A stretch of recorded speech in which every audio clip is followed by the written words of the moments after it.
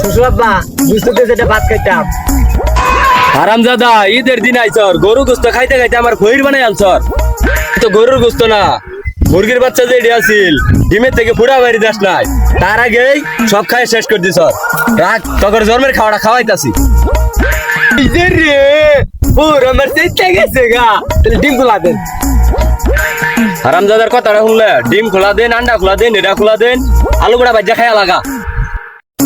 আম্মা ঘর চাল তালা করে একটা মাছ খোলা দেন। মাছ খোলাটার পাতা দিয়ে দহাই দেশ নে, জন্মের খাওয়াটা খাওয়াই দিয়াম।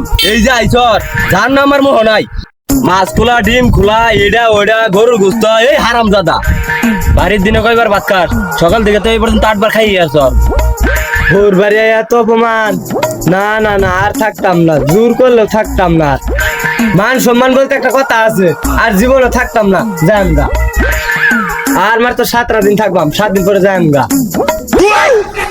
কথাটা শুনলে আরো বলে 7 দিন থাকবো, কিছুই তো থুবি না, চাল ডাল সব হারা যাবো। এই আব্বা এই আইনের কি খাওয়া ফায়দা করছে না? এত চাল ডাল দিয়ে কি করবেন? সব তো জামাই খাইব। হ্যাঁ তোর এইসব খাওয়া লাইগা আমরা সবাই উপাসী থাই। তোর শাশুড়ির 2 কেজি চালের ভাত লাগে, তুই আইছর অন আমার বউটা শুকাই গেছে গা। দুঃখ লাগে, আমি তো জামাই না থাকতাম না, যাই গা। লজ্জা শরম তো আমারও আছে, এতটা লুজ্জা হয়ে আছি না। এত কিছু করার থাকবাম, আনি ডাইনি খান গা, যাই গা। জামাই কি রাগ করলো?